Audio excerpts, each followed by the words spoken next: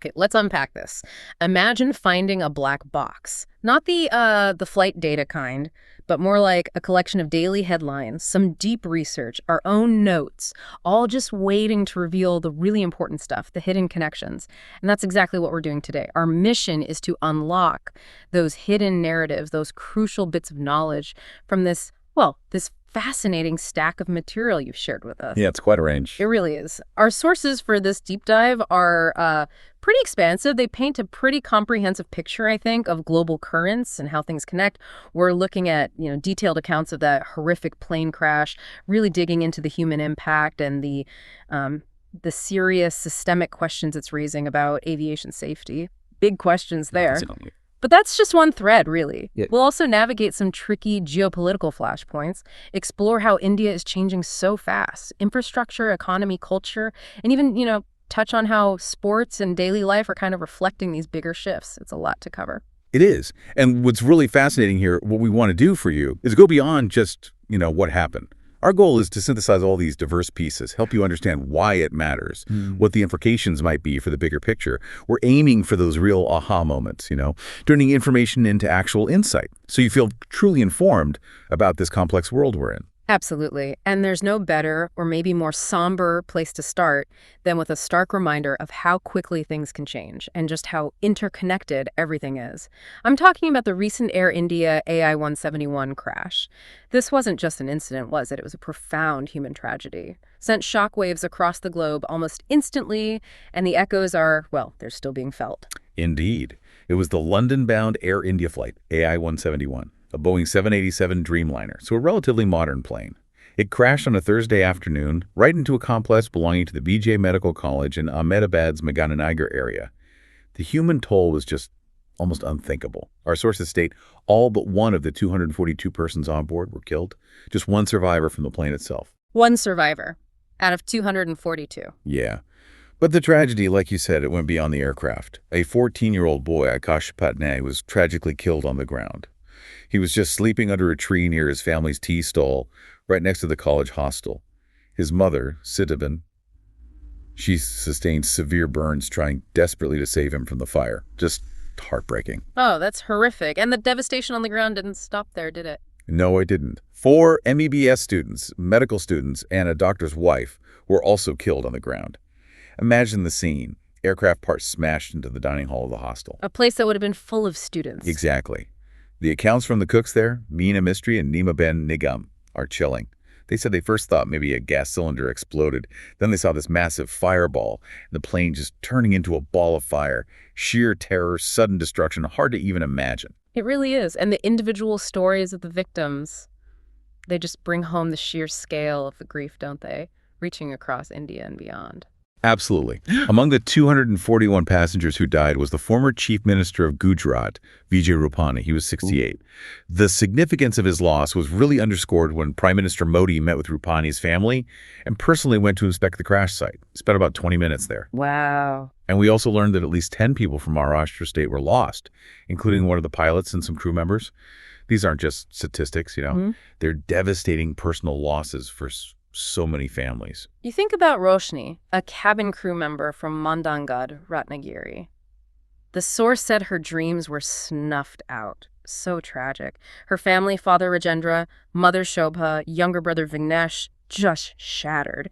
She was apparently supposed to get engaged in November, married in March. Her whole future gone. And then there's Pavik, a passenger. He just had a court marriage on June 10th. His new wife had actually traveled to Ahmedabad just to see him off. And the news of the crash reached her before she even got back home. The immediacy of that grief. It's just impossible to fully grasp. Yeah, the ripples just keep spreading. It wasn't just Gujarat and Maharashtra, right? No, exactly. The impact stretched across India. 2 young cabin crew members from Manipur, Kangra Balatpam, Nungantoy Sharma, and Lamnantham Singh were also killed. 2 former chief ministers from Manipur, Biren Singh and Okram Ibobi Singh, expressed their condolences. Babi Singh actually publicly called for an international investigation, which shows the level of national outcry for answers. An international investigation. That's significant. It is. And families from Gujarat itself were lost, too, like the Livania couple and the Poors. They'd moved to Gujarat 15 years ago and were actually heading to London just to visit their son. When you put all these stories together, you get this powerful, heartbreaking picture of lives and communities just profoundly altered in a single moment. And what's really striking, I think, is how this one event in Ahmedabad immediately sent ripples, well, way beyond India. It affected international travel, drew global attention instantly. Right. We saw Chinese President Xi Jinping and Premier Li Qiang sending condolences. That's a pretty standard, but still significant diplomatic gesture in these situations. And British Indians were deeply affected. Local MPs in the UK, Bob Blackman and Shaukat Adam, spoke about it in the House of Commons, expressing shock and sympathy. They specifically mentioned the large Gujarati community in the UK, highlighting those human connections that span continents. And the timing. It couldn't have been worse in some ways, could it? With the situation between Israel and Iran. Exactly. That timing compounded everything. Iran, facing that escalating conflict with Israel, closed its airspace. That single decision forced Air India to divert or turn back 16 long and ultra-long haul flights. 16 flights. Just like that. It just shows you how incredibly interconnected global aviation is, doesn't it? A tragedy here, tensions over there, and suddenly global logistics are thrown into chaos. And the practical impact for travelers must have been immense. Oh, immediate. We saw specific flights hit hard, New York to Delhi, routes between Delhi, Mumbai, London, New York. For example, Wow. AI 2018, London to Delhi, diverted to Mumbai.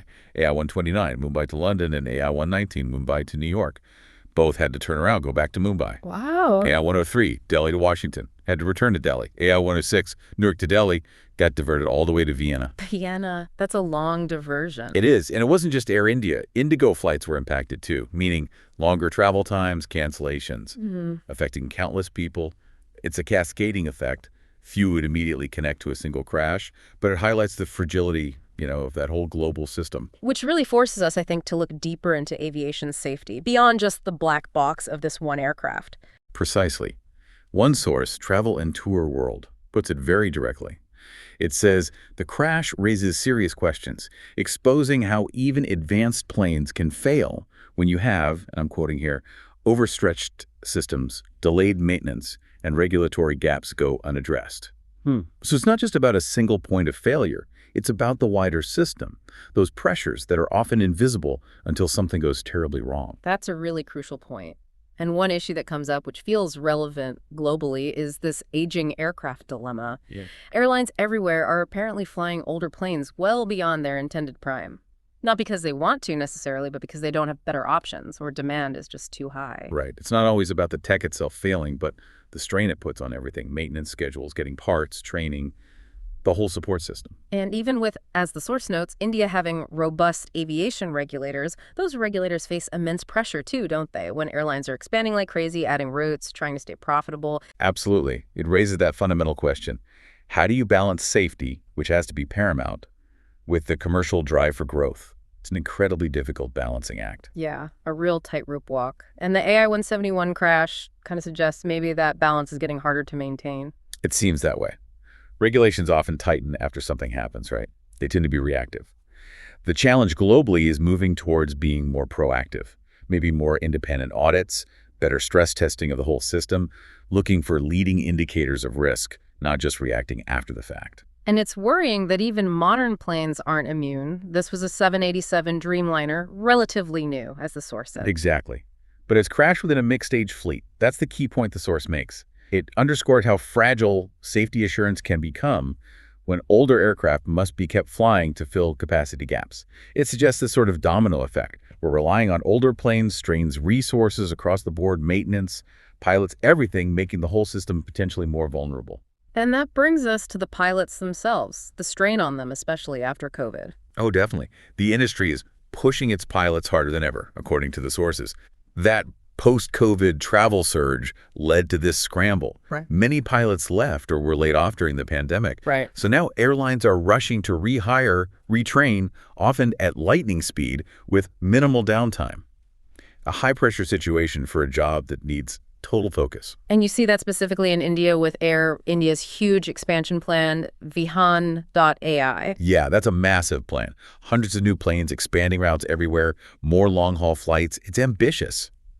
But that growth inevitably puts pressure on the people, especially pilots. They're requalifying on multiple aircraft types, sometimes switching from narrow-body to wide-body quickly, crossing time zones. It sounds intense. It is. And while the source says they're meeting the legal minimums for simulator hours, rest periods, all that, the underlying pace of that transition has raised concerns.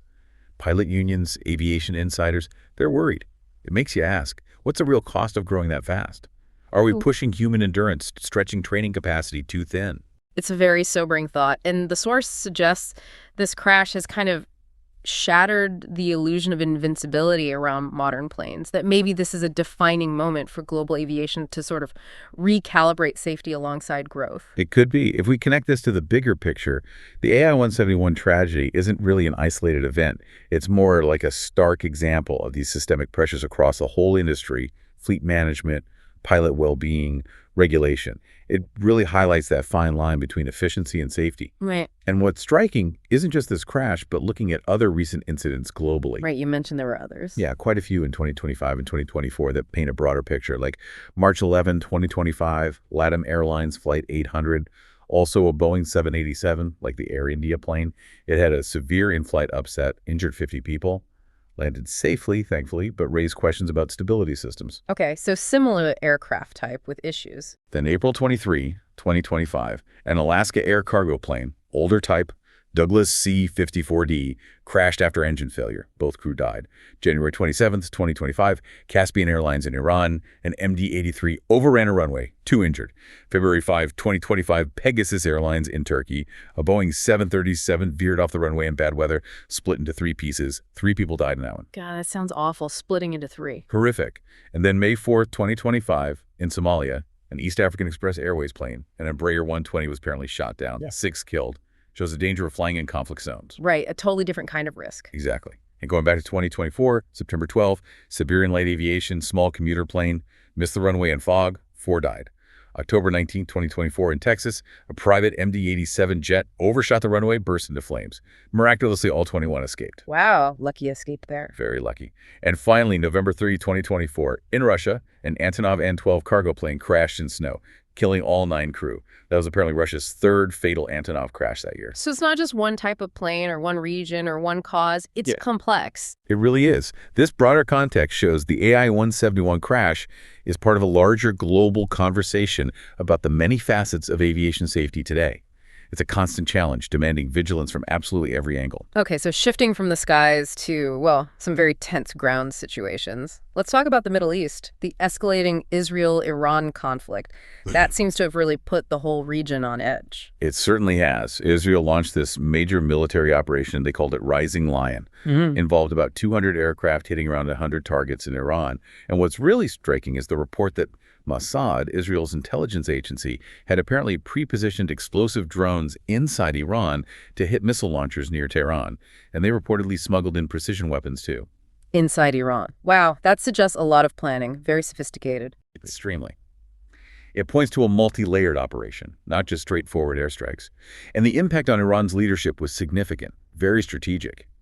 Iran confirmed the deaths of 3 top military figures: General Mohammad Bagheri, head of the armed forces, General Hossein Salami, leader of the Revolutionary Guard, and General Amir Ali Hajizadeh, who ran their ballistic missile program. Those are major figures. Huge figures. Other top officials and scientists were also killed. It's a massive blow to Tehran's military establishment.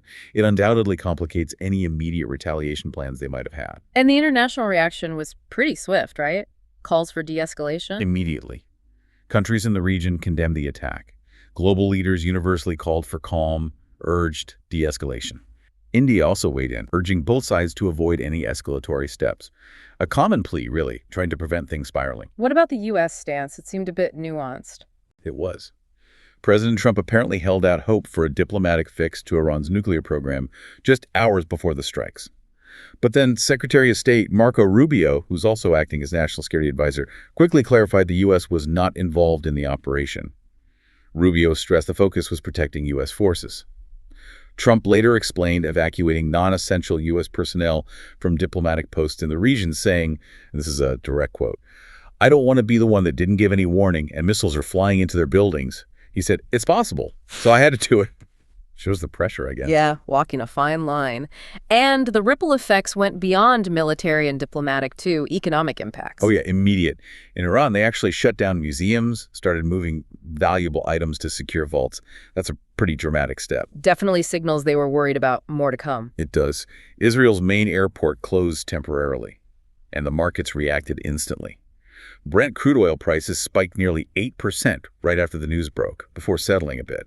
Shows how fast global markets get spooked by this kind of conflict. And the nuclear issue is always hovering in the background there. Always. Trump posted on social media that he gave Iran chance after chance to make a deal, but they just couldn't get it done, referring to those ongoing nuclear talks. But crucially, U.S. intelligence, according to the sources, assesses Iran doesn't currently have a nuclear weapons program. And even if they decided to build one, it would take months to assemble, test, field it. Iran, of course, denies wanting nuclear weapons at all. So the immediate perceived threat is conventional, not nuclear right now. And from Israel's perspective, is this seen as a strategic move by Netanyahu, maybe a distraction? Some analysts certainly see it that way, possibly a way to shift focus from the ongoing devastating war in Gaza, which has been going on for 20 months now. Plus, there's broad public consensus in Israel that Iran is a major threat, so actions like this often have significant domestic political support. So pulling it all together, it's this really complex mix, isn't it? Sophisticated military action, high-stakes diplomacy, economic shocks, internal politics, all tangled up. Exactly. Yeah. It's a stark reminder of how fast things can shift globally and how interconnected it all is. The consequences reach far beyond the immediate conflict zone. Okay, let's shift focus now to Southeast Asia and the ongoing situation in Myanmar. Another really complex internal conflict with big regional implications. Yes, the military junta there, the Sit-Tat, has been facing some serious setbacks. They've suffered a series of reverses since the rebel alliance launched this big offensive called Operation 127 back in October 2023. Seems like a potential turning point. And the rebels have made some pretty significant gains on the ground. They have substantial strategic gains. Yeah. The Iraqi army, the AA, they brought almost all of Rakhine State under their control by April 2024. That's a huge area. Then another group, the Myanmar National Democratic Alliance Army, or MNDAA, they captured the Sit-Tat's military base and the airport in Lashio in July 2024. These aren't small wins. They're major strategic losses for the junta. Lashio. Isn't that important for trade with China? Critically important. Lashio and its airport sit right on a crucial trade corridor to Yunnan province in China. And China has invested hundreds of millions in infrastructure there. Pipelines, railways, that sort of thing. So this conflict directly impacts China's economic interests and regional influence. It's not just an internal Myanmar issue. So the junta's actual control is shrinking quite a bit. It seems so. Opposition forces now control large swaths of territory, especially along the borders and in the mountainous regions. The military mainly holds the major cities and the central lowlands. The National Unity Government, the NUG, that's the parallel civilian government, they claim the junta controls fewer than 100 of Myanmar's 350 towns. Fewer than 100 out of 350. That's quite a claim. It is. Their specific numbers are 98 towns fully controlled by the junta, 75 completely captured by anti-regime groups, 105 surrounded, and 75 currently being contested. It paints a picture of a much weaker hold than the junta probably wants the world to see. So how is the junta responding to all this? Well, they switched tactics in 2024 to a more dynamic strategy, giving up some fixed positions, using more mobile defenses, and they've launched counteroffensives, relying heavily on their air power warplanes and drones to try and make up for losses on the ground. Has that worked? Have they regained much territory? Not really, according to the sources. These counter-tactics have yet to produce meaningful or decisive victories. The areas they've managed to reclaim are apparently less than 1% of what the resistance forces had previously captured. And even those areas are constantly under threat. Less than 1%. That doesn't sound like a winning strategy. It doesn't. And they're facing huge challenges with manpower and the terrain itself. The Sit-Tat has about 70,000 combat troops, but they've lost at least 21,000 since the coup through casualties, desertions, defections. That's a huge chunk of their force. 21,000, wow. Yeah. And their advantage in tanks and armored vehicles, it's largely neutralized because it's so hard to use them effectively in those dense, forested, mountainous areas where the opposition is strongest. The source makes an interesting comparison to the U.S. and Vietnam, saying that air power and artillery, even with well-armed troops, do not win wars against a determined insurgency in tough terrain. Right. That raises a big question, doesn't it? How much do traditional military advantages matter against determined resistance using the landscape? Exactly. Myanmar is becoming a really stark modern case study of that very question. Okay, from internal conflict to, well, a slightly stranger story. North Korea's naval ambitions and a rather public mishap. Yes, it's quite something. North Korea announced they'd repaired their second naval destroyer and launched it, with Kim Jong-un himself there for the ceremony. Right, but hadn't that ship just capsized? It had. Only about 3 weeks before this announcement. It capsized during a clearly botched launch attempt. Satellite photos showed it lying on its side, with its stern partly underwater, at the port of Chongjin. Experts think they tried a risky sideways launch method and it went very, very wrong. For North Korea, which is usually so secretive, to have such a public failure captured on satellite, that's unusual. So, despite that embarrassment, Kim Jong-un was putting on a brave face. Completely defiant. He told the troops nothing can block his country's push to bolster its naval combat power against what he called U.S.-led hostilities. Standard rhetoric, but delivered right after this failure. He also made a point of acknowledging a shipyard worker died during the repairs and offered condolences to the family who were actually present at the relaunch. It's this weird mix of projecting strength while implicitly acknowledging the earlier disaster. Fascinating. But are outside experts buying the story? That it's all fixed and ready to go? Not really. There's a lot of skepticism. Given North Korea's secrecy, you can't verify anything. Experts openly doubt if the ship's engines, weapons, electronics can possibly function normally after being submerged for 2 weeks. They're also very skeptical about the claim it only took 10 days to repair and that the damage wasn't serious. The satellite images seem to suggest otherwise. It just doesn't seem plausible for such a complex ship. So, maybe more about propaganda than actual capability right now. But they still have future plans. Oh, yes. Kim confirmed plans to build 2 more 5,000-ton destroyers next year, with the first 2, including this repaired one, supposedly scheduled for deployment next year. Experts think these are likely built with Russian help, which points to some external support. And, probably wisely, observers doubt they'll try that sideways launch again for the new ones. Lesson learned, perhaps, the hard way. Okay, let's turn to another significant flashpoint. This time inside the U.S., the debate over immigration enforcement. Right. DHS Chief Noem stated that immigration raids in Los Angeles would continue, targeting thousands of individuals. She even called the LA operation a model and a blueprint for other cities. And she framed it quite starkly, asserting the operations would continue until we have peace on the streets of Los Angeles, linking immigration enforcement directly to urban unrest, which is a very politically charged connection. And that announcement itself caused some drama, didn't it? It did. Her news conference was interrupted by Senator Alex Padilla, a California Democrat. He was actually forcibly removed and handcuffed, though not arrested. Padilla voiced concerns about the impact on vulnerable communities, farm workers, cooks, day laborers, directly challenging the administration's approach. A very public clash illustrating the deep political tensions. And the state government isn't happy either. Governor Newsom. No.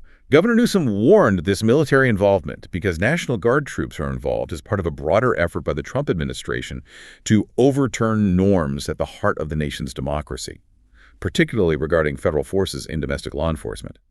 Around 2,000 Guard soldiers were already deployed in L.A., with 2,000 more Guard and 700 Marines expected. And significantly, about 500 Guard troops were trained specifically to accompany immigration agents on operations. That's a notable level of military integration. So, despite the administration calling L.A. a war zone, the protests there were mostly peaceful. Largely, yes. The sources describe hours-long demonstrations remained peaceful and upbeat, with hundreds chanting, dancing, even making fun of the administration. However, it's important to note that protests against these policies elsewhere in the U.S. did lead to clashes and hundreds of arrests. The mayor of Spokane, Washington, even imposed a curfew after protests there. So the situation varied significantly by location. If we step back, what does this highlight? It really underscores that complex, often tense intersection of national security rhetoric, domestic policy choices, civil liberties, and the right to protest, especially in a highly polarized political climate. It raises that fundamental question for democracies. How do you balance local autonomy and the right to protest with the enforcement of federal directives, especially controversial ones that impact human rights so directly? It's a constant tension. Okay, let's pivot now to India. A country just buzzing with activity development, challenges, culture. Let's start with what's happening in the cities. Infrastructure, governance, that kind of thing. Right. In Delhi, they're tackling traffic, which is always a huge issue there. Yeah. The traffic police are installing 328 new cameras across 133 locations.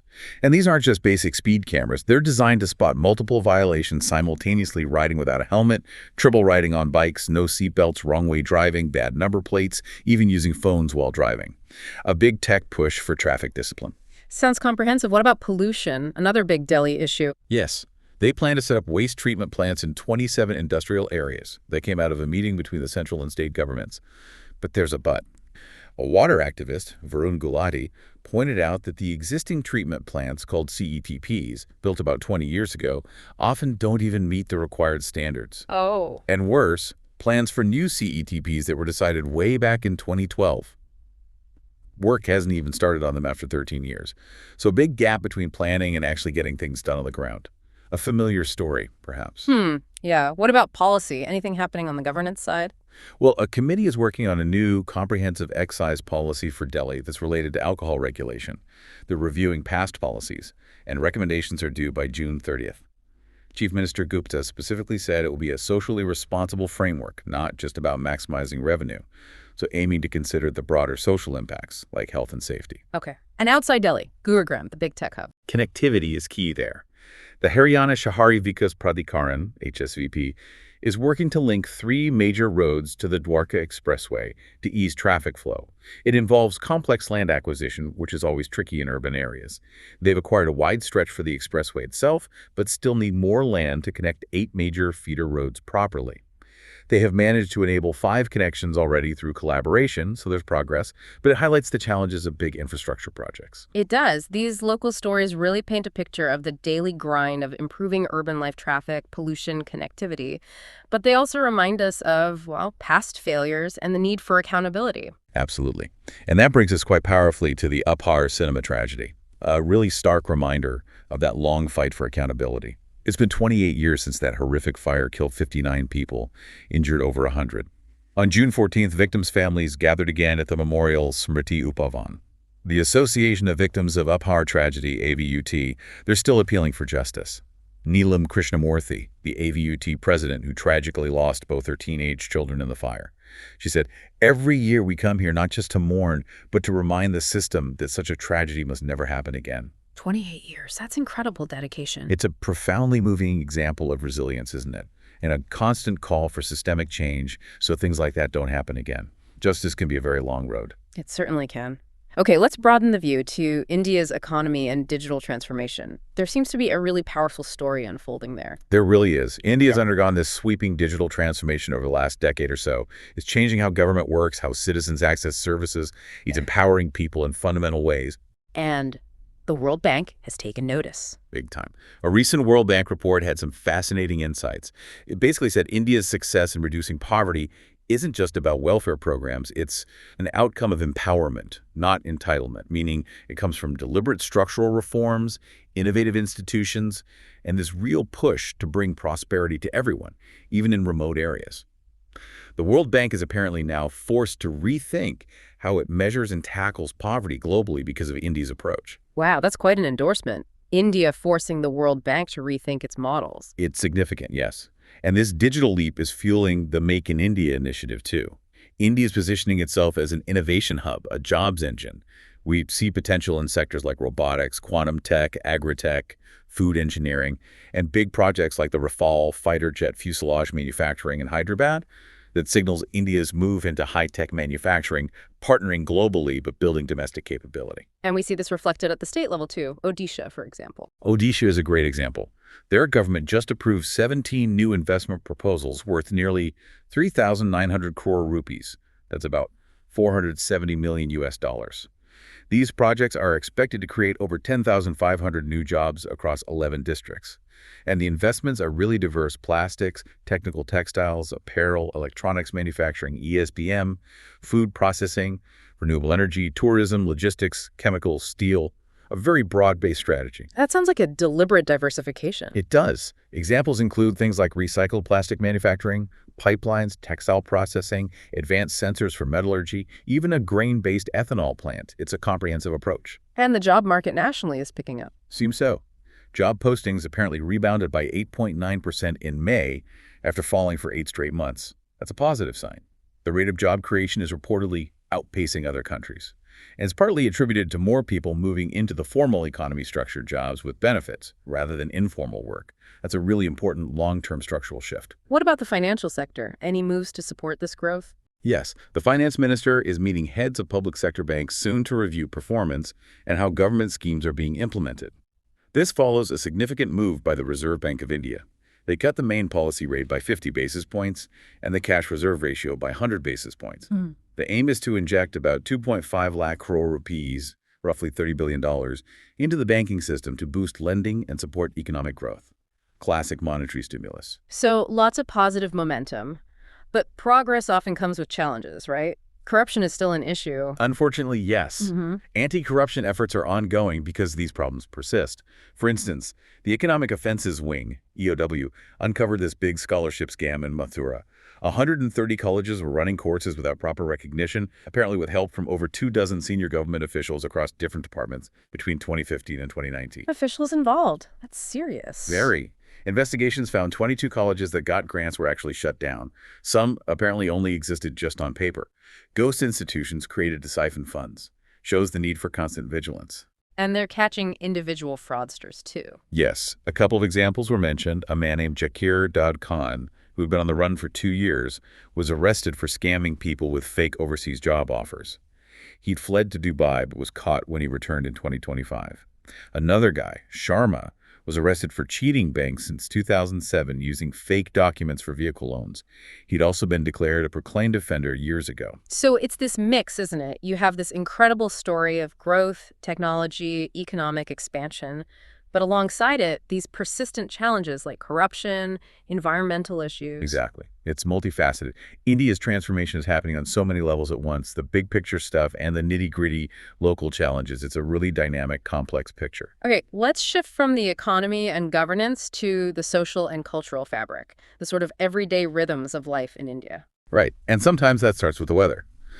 The southwest monsoon is expected early in Delhi this year, maybe 10 days ahead of schedule, around the 3rd week of June, which will be a huge relief because it follows this intense heat wave. Even when temps dipped slightly, the humidity kept the real feel up around 51.5 degrees Celsius. So that early rain is crucial.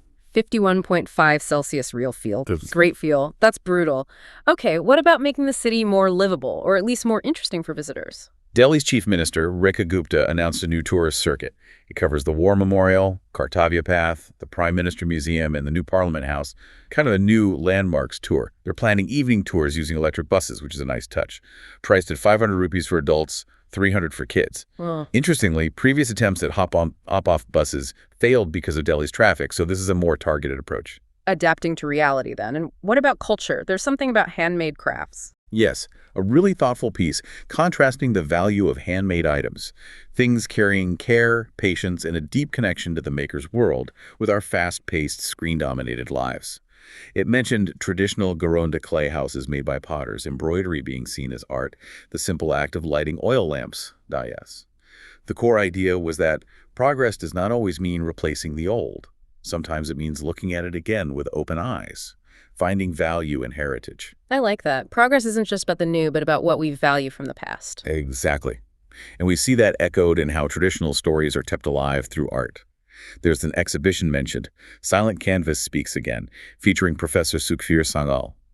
His work focuses on figures like Sita, from the Ramayana, described not just as a character but a symbol of high philosophical possibility. The article highlights a painting of the enchanting, shimmering golden deer, a pivotal moment in the epic. It shows how art constantly reinterprets and keeps these ancient narratives relevant. That's beautiful. And then there's cricket, which is almost a religion in India, right? Pretty much. There was a very personal reflection piece from someone describing their 50-year love affair with this sport, tracing it from listening on transistor radios to following on mobile apps. They saw cricket as mirroring life, the struggles, the triumphs.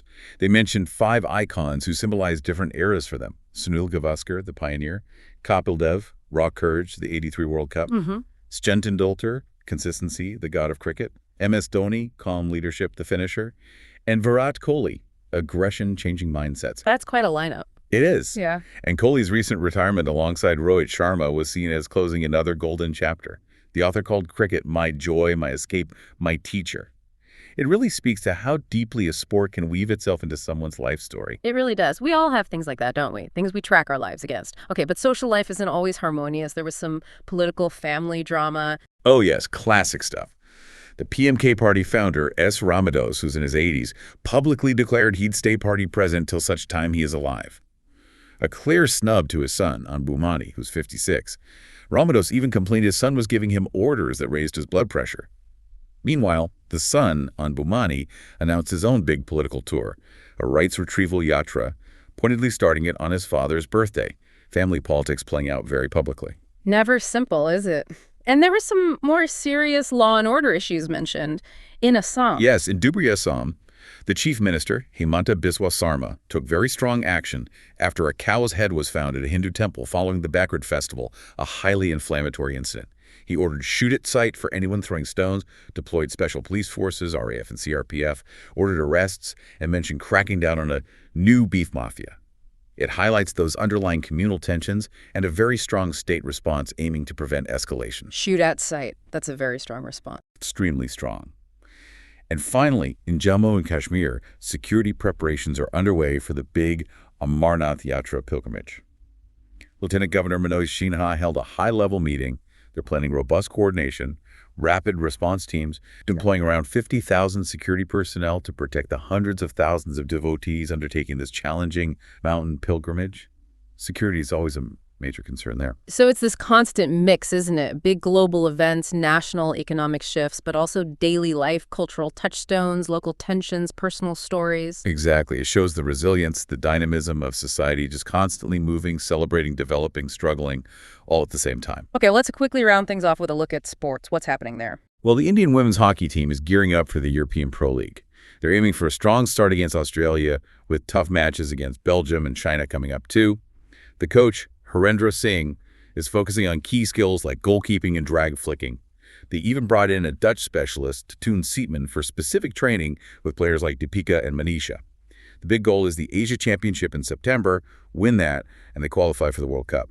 High stakes for them. What about golf, U.S. Open? Some surprises there. World number one Scottie Scheffler shot his highest ever U.S. Open score, a 3 over 73.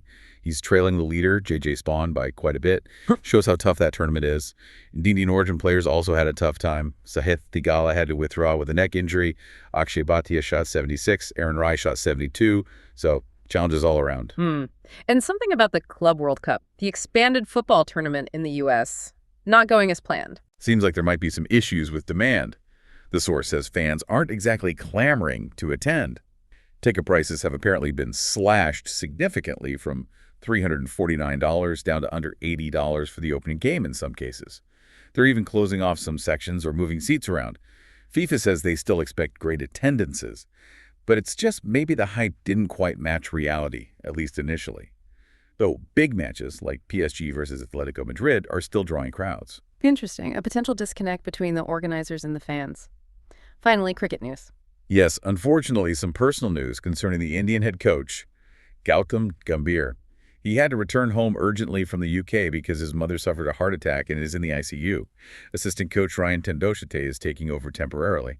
Gambhir is expected back before the first test match starts. Just a reminder, isn't it? Even in the middle of major sporting events, life happens and family emergencies take precedence. Absolutely. It really is a blend, isn't it? High-stakes competition, personal stories, unexpected challenges, logistics. It all comes together in the world of sports, just like everywhere else. A good snapshot of the sheer variety of things happening globally every single day. So as we wrap up this deep dive, what really stands out to you, our listener? For us, I think it's how all these seemingly separate things, that awful plane crash, the geopolitical tensions, India's development journey, even a personal reflection on cricket, they're all connected. They're threads in this incredibly rich, complex tapestry of global and local news. Each source we looked at, it's like its own black box, right? Yeah. Full of vital information. And when you examine it closely, connect the pieces, you see so much more than just the headlines. It really makes you think, doesn't it? In this age where we're just flooded with information, how do we pick out what's truly significant? How do we separate the signal from the noise? Our dive into this material, I hope, shows how these events, whether it's a tragedy, a power shift, a local initiative, a cultural moment, they're rarely just isolated incidents. They're usually reflections of deeper trends, systemic pressures, the ongoing human story. They deserve more than just a quick glance. So here's a final thought to leave you with as you go about your day. If the headlines we see are really just the tip of the iceberg, what other black boxes are out there? What other hidden layers of connection, consequence, and meaning are waiting to be discovered in the world around us? If only we take the time to really look, to really listen, and maybe try to connect those dots ourselves.